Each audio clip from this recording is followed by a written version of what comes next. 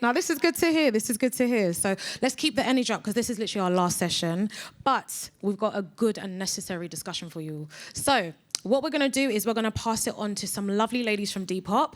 And I'm going to welcome up Rebecca Levy-Lewis, Ellie Rutan, and Kendall J, who will be leading the discussion for you. So give them a warm round of applause, guys. Are they on? Is this on? Yeah. Mike. Hello. Hi, everyone. Thank you so much for coming to the session. Appreciate it. It is late in the day. But I'm Kendall. I'm a senior talent partner at Depop. I've been at Depop for about 3.5 years now, doing recruitment, employer brand, and our DEI initiatives. I also am a co-chair for our Black at Depop ERG. Hosting with me today and asking Rebecca some of our questions will be Ellie on the talent team. I'll let you say a few words as well about yourself. Hello. Hi, everyone. I also work at Depop as a talent partner, partnering mostly within our engineering, data, product and design, and community experience departments. And I've been at Depop for just over 2.5 years. Thank you so much. Before I get you to do an intro on yourself, I just wanted to point to the QR code on the screen. This is basically to give you a chance to drop us your CVs, drop us your details, and you'll also get to choose what roles and departments you're interested in as well, and it'll just give us a chance to get directly in touch with you following this session. Thanks for being here. And then on to our amazing speaker today. We have Becca. Becca's our Senior Director of People, Culture and Impact at Depop, but I'll pass it over to you and you can tell us a bit about your journey. Amazing, thank you. It's nice to see everyone. I know it's 5:30, so we'll try to bring the vibes, make it like a nice end to the day. I'm Becca. I oversee People, Culture and Impact, which is technically HR, internal comms, DEI, and sustainability. I guess a little bit about me. I'm obviously not from the UK.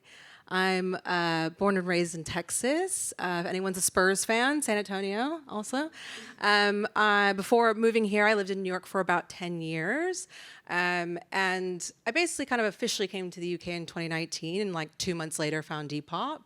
And it was really like fortuitous because I've worked my entire career in fashion, but mostly on the communications side. So I've done consumer PR, I've done corporate PR, I've worked for Amazon Fashion, I've worked for a range of designers from couture to your everyday brand.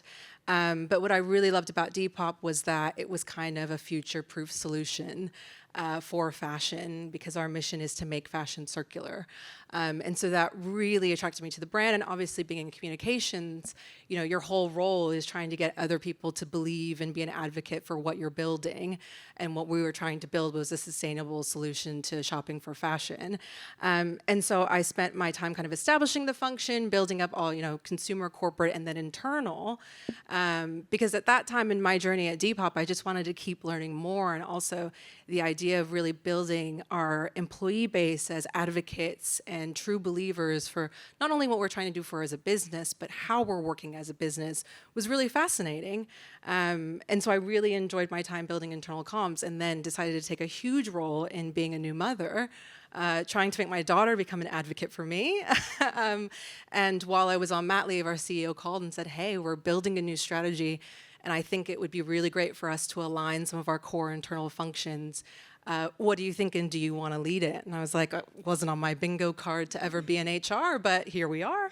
And so it's been a wild 9 months just kind of understanding our people function, the employee experience we have and we want to have, understanding what culture really means at Depop. And the culture we have today is really great and we're really proud of, but there's a future that we see for ourselves, and culture is going to be a huge role for that.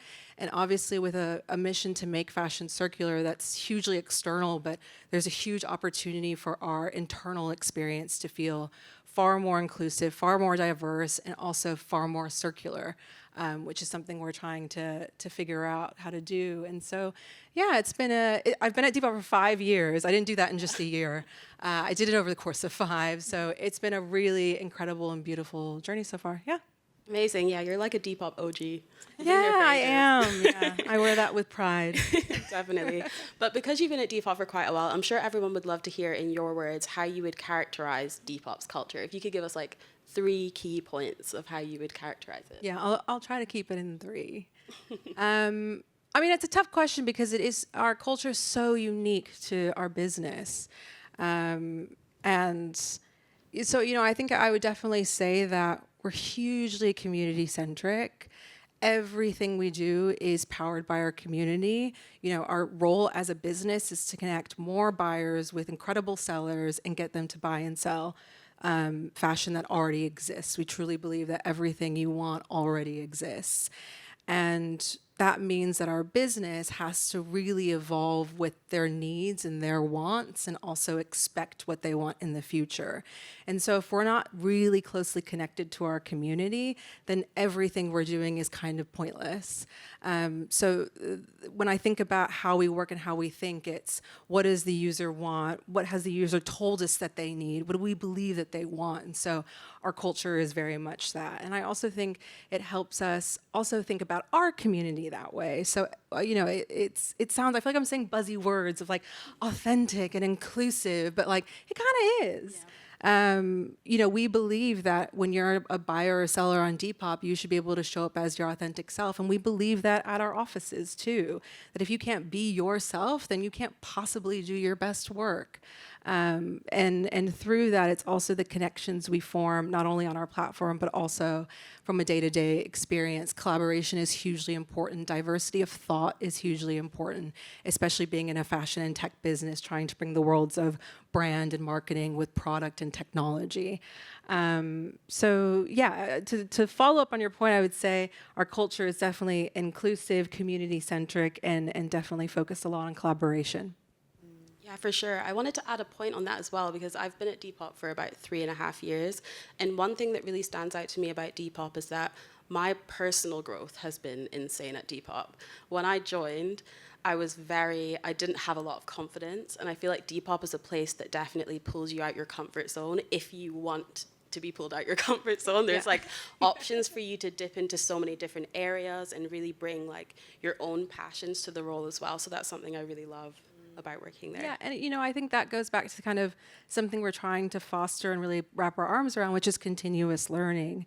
I think we're examples of it. Like, did I think I was going to learn a lot about HR in 2024? No, but here I am. But I think that's kind of the evolution, the pace at which our business works, because what we're thinking about building today is definitely going to be a little bit different to tomorrow. And so why wouldn't you think about your career that way of in terms of lateral mobility, different types of opportunities to spend your time on. So yeah. No, absolutely. I guess like over the past few years, we've all seen so much change in the way that people are working. So I guess how do you create an environment to really enable people at Depop to make sure that we're continuously doing our best work? Yeah, I mean, I think it's pretty simple for us. Like, we have really clear expectations and we communicate them very clearly. And, we believe that fundamentally you're here at Depop to do your best work, and we make very clear expectations for how to do that. One of them is we believe in flexible working, but we also believe in human connection and collaboration. And so, with our approach to how we work, we expect people to come in 1 day a week. Because we want you to have that touch point with us as a business. We want to have that touch point as a culture.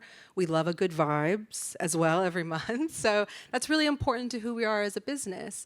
And we also have no evidence that points to, coming into the office is better for us, or working all remote is better for us. We really want people to kind of own what flexibility means to them. Flexibility for me as a new mother is totally different to someone who does really good coding from 5 to 9 p.m. I admittedly do my worst work from 5 to 9 p.m. because I have other priorities. So I think it's a part of the trust that we also have in our culture and how we work as well. I also think because, we are a tech company first and foremost, and tech does get a bad rap for being quite an exhausting and fast-paced industry. And so, yeah, we deliver fast, we work hard, but we do build in those opportunities to reset and compress. We have our D-Stop days, which are quarterly company-wide holidays.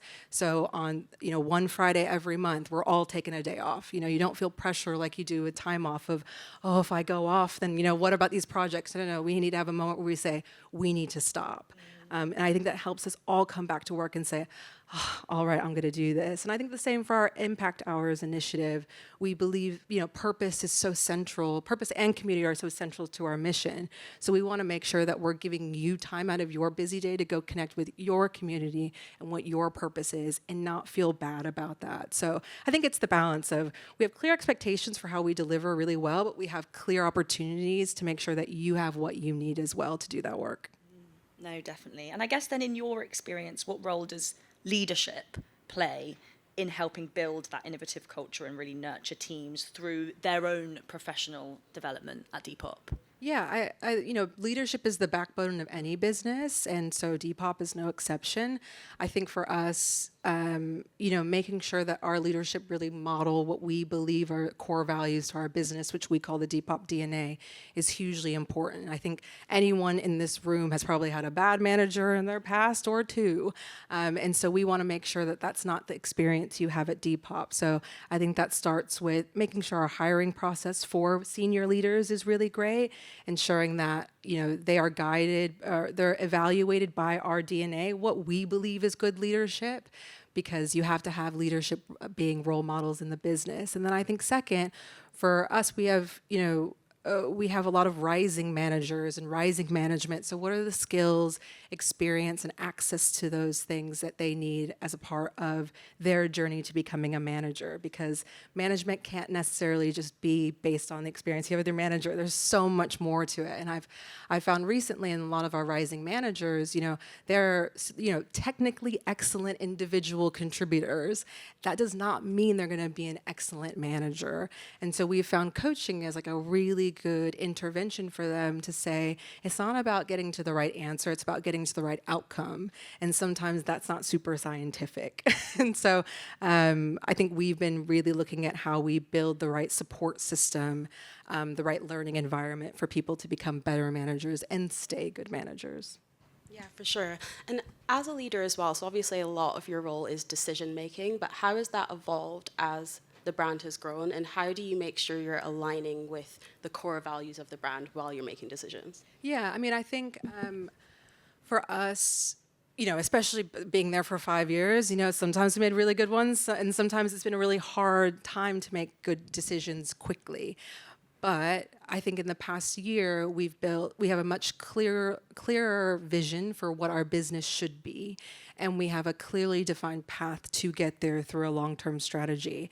And I think that's helped us define what our priorities are in year and long-term, so that our decisions can be made very easily against that framework. If you don't have a decision-making framework, then it's kind of, you can't even evaluate what a good decision is. And so I think having good strategy, clear priorities, and clear articulation of them is really important. Your strategy is only as good as your ability to articulate it. And so that helps us not only make good quality decisions, but also know where our time is best spent. Because sure, you can do a lot of things in 24 hours, but that's not what we're trying to do. We're trying to do things that have good impact. And so that requires us making trade-offs sometimes. And when you have clear priorities and a clear strategy, you know when trade-offs can be made. I'm doing X because it's in service of this priority, and that means I don't need to do Y because it's not. So yeah, I think it doesn't sound super sexy to say a strategy and clear priorities, but it really is the solution, I think. No, that's really interesting. I guess then, when we look at progression at Depop, and I'm sure a lot of people are interested, like, how do people progress at Depop? How does that look? So how do leadership support professional development? How do we keep teams engaged? How do we make sure that people are continuously learning? Yeah, and I think this has been really tough recently because, not a lot of companies are hiring in droves, and so you can't really build progression into some people's careers. And so I feel like a lot of people find themselves saying, like, I'm not going to become a manager because not growing our team, what do we do? I think as a leader, we're thinking about it in a couple of ways. I think one, structurally, how do you create growth?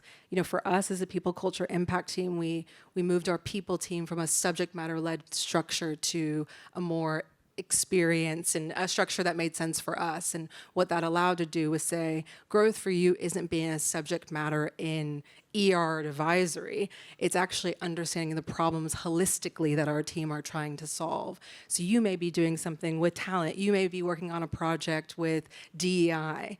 That normally wouldn't happen in a function that's structured by subject matter. So I think structurally, how do we find those creative opportunities to find growth and opportunity? And then I think second, what I found kind of coming into the space is there's like a learning and development team, and they come up with a bunch of modules and things, and that's all great. But how do you build learning and development as a part of your culture? And so, we had recently for Men's Mental Health Month, a conversation between our CTO and our CMO, which was about mental health, but it was actually really a conversation about how you create safety in your manager relationship. That surely could have been a module on some learning platform, but it felt more natural to us to have those conversations. So I think what we're thinking about going forward is, what are the conversations that really matter to our employees about learning and development, and how do we weave them into the everyday experience? So whether you're showing up for an all hands, or you're showing up for a fireside, or you're simply having conversations with your peers, we feel like that might be a faster way and a better way to learn. It's such a personal journey, isn't it? Like learning and development, it doesn't need to be, do these set modules. It can be, this is how I want to learn and develop. How can I set my own goals, which means it's something that's important to me, as opposed to something that's been set just for me. I think we've literally flown through these questions. Oh God. Okay, we're like almost at the end, but something I always like to ask, and I think everyone would love to hear as well, like if you could give people a bit of advice on how to kind of transition into fashion tech, if they want to kind of go in that direction, what would that be? Or even if someone's transitioning from, like you have transitioned from PR comms to a different kind of team, like what would your advice be? I think like transitioning into fashion tech, I'm gonna take it like piece by piece. So transitioning into fashion, I feel like gets a bad rap because everyone's just like, oh God, it's gonna be Devil Wears Prada. Like, I don't know who was on the latest runway. And like, it's not. The fact of the matter is everyone in this room had to shop for clothes recently. So like, you already know a little bit about shopping, about fashion and shopping for fashion. And so I think sometimes, even there's a certain passion for an industry that can get you far, but also just understanding the experience of a consumer is more important. I think I could work at Deliveroo, not because I love food and know the hottest restaurants, but because I've ordered from there a few times. I've got some feedback for them. I also think working in tech, I kind of came from Amazon into Depop, so I had an experience of like, whew, tech. But I think what that naturally gave me, that I am still trying to do more of, was really understanding how product-led, customer-led organizations work. It's very different. There is a certain mindset, there is a certain way of how you operate. And sometimes the businesses in tech build their cultures around that. So at Amazon, you had your 6-page or your PR FAQ. You had ways in which they really made how you work about the customer. But I think for any product-led company, there is a way of thinking, and you can easily find that information. I talk about endlessly. Anyone who's ever around me is like, God, she listens to this podcast a lot. But I love Lenny's podcast, Lenny's newsletter, and he just talks to different product leaders from Airbnb to Canva to LinkedIn, and just talks about how they build their products. And I think that's a really great way to understand how tech companies run. And then I think in terms of like making that career leap, did I have like several calls with my best friends, my mother, and be like, am I going crazy moving from PR to HR? I just had a baby, how is this going to feel? And I think ultimately it was, what motivates me? What motivated me for a long time was communications, but beneath that, the more I thought about it, was this desire to like build and learn. I want to build things. I want to learn about things. And so will I still be able to get that feeling in this new role? Yes. Will I be in HR forever? Jury's still out on that. I don't know, but I will be in something that will teach me how to build things better, probably build things for people, and also continuously learn. So I think if you're really true to what you want and your values, you'll probably be satisfied no matter what industry or what kind of expertise you're in. Ooh, I lost my voice there. Amazing. Thank you so much. Those are all the kind of questions we have for today. Let's give a round of applause to Becca. Oh, thank you. Thank you. Thank you, ladies, for that. And now I'm going to open up the floor. So has anyone in the audience got any questions? Yeah.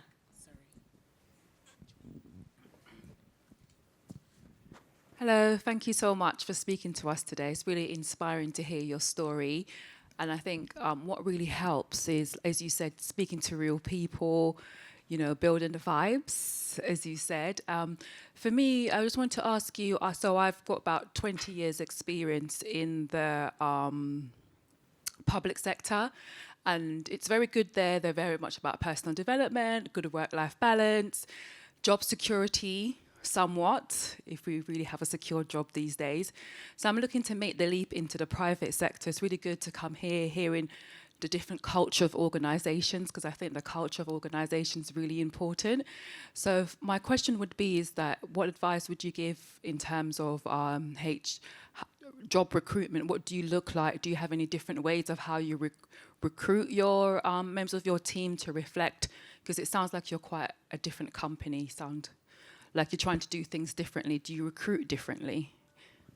I'm actually going to pass this on to you because Kendall leads all of our recruitment. But what I will say is, yeah, we're a bit different. But I think, you know, for us as a tech business, I think that passion, you know, really connecting with our core values and understanding what it takes to be a great Depop employee above and beyond technical expertise or role fit is really important. And so I feel like you're going to have a brilliant answer for this.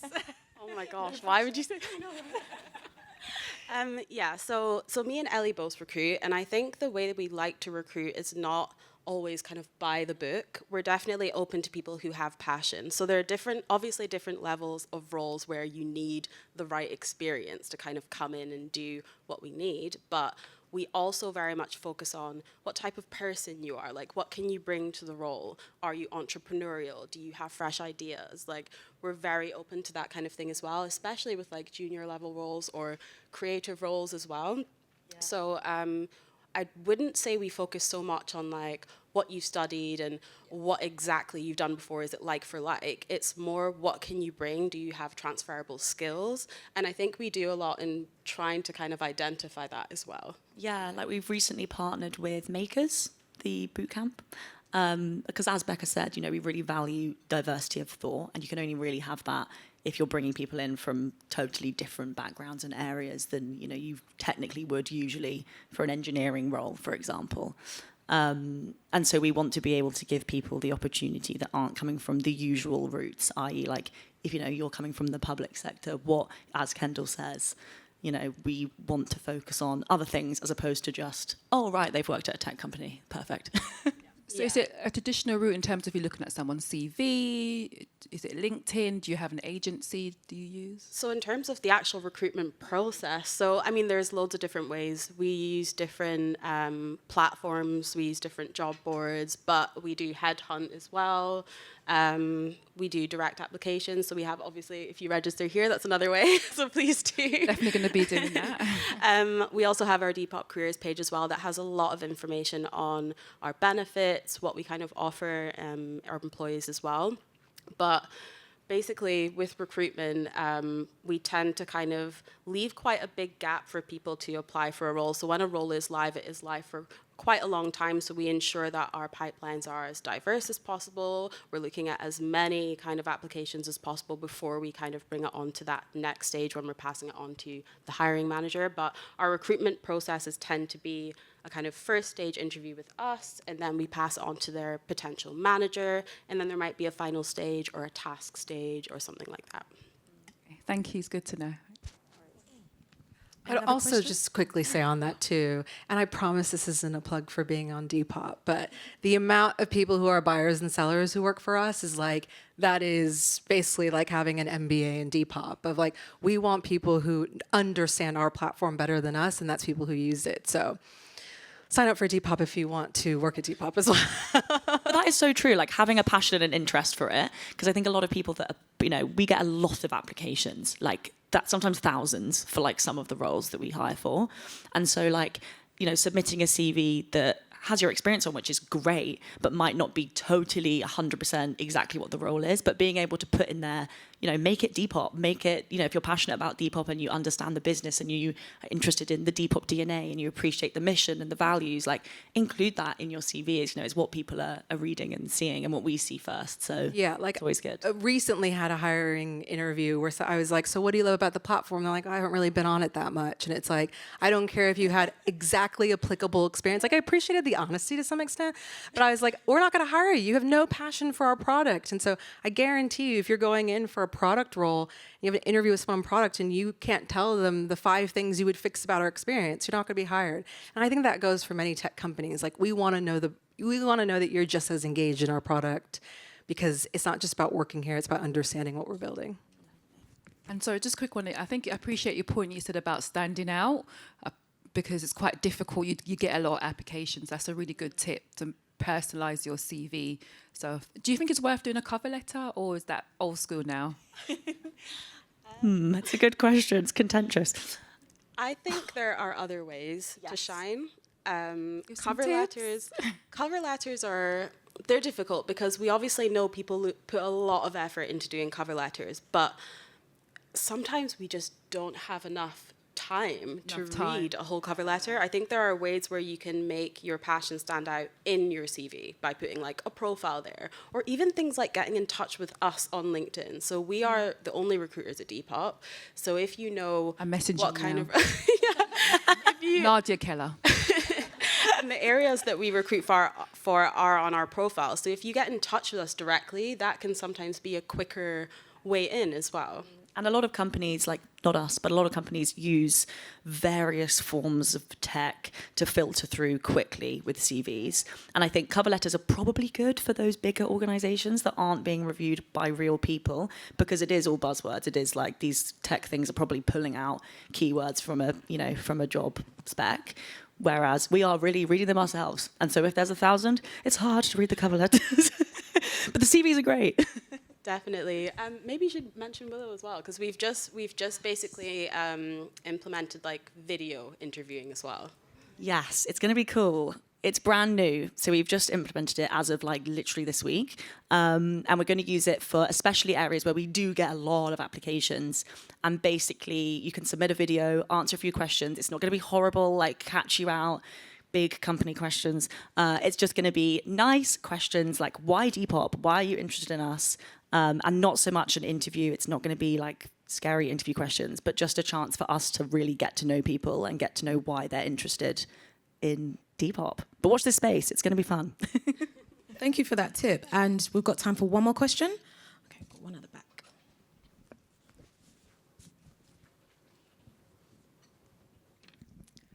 Hi, thank you for your time. I've just got a quick question around your comms background and how you've been able to leverage that in a tech space. Like, obviously, there are links between like digital technology and comms, but I personally don't see so many people crossing over from comms into predominantly tech space. So I would love to kind of know how you've been able to leverage that transition, if you like, or blend, whichever one it is. Yeah, I mean, I think because I've always kind of started in fashion tech, in fashion PR, that's my background. I think that was easy then for me to find a role at a tech company doing comms, and it was Amazon Fashion. It was an Amazon Devices. So that was kind of like fortuitous for me in a sense. But that being said, being in a tech company, even when I was at Amazon, I was just so surprised by the PR FAQ like ideas format, which makes any comms person like kind of sweat. But their way of ideating is, if you have an idea, you write a press release and a frequently asked questions. And so every employee is tasked with writing a press release. And I used to see them being like, this is not a press release. But it's the point I'm trying to make there is that just being a good communicator is such a valuable skill in tech, because you have this kind of like striking parallel between highly technical engineers and product thinkers who are building these incredible things but have no idea how to market to people. Because ultimately what they're building, some engineers are truly only building for themselves, and that's fine, but mostly all engineers are trying to build for people. And so I think bringing your expertise as a comms professional to those people has been more valuable than me bringing my expertise in its traditional sense, if you know what I mean. So I think there's a wealth of companies, you know, that are tech focused. You look at Amazon, Google, who have huge, like gargantuan comms teams. But do I see a lot of people actually starting in comms and then moving into more of like a marketing role or a product marketing role? Yeah, because you have that highly transferable skill of knowing how to communicate really well. I hope that answered your question. Yeah. Thank you, ladies, for all your insights. Oh, this is still mine.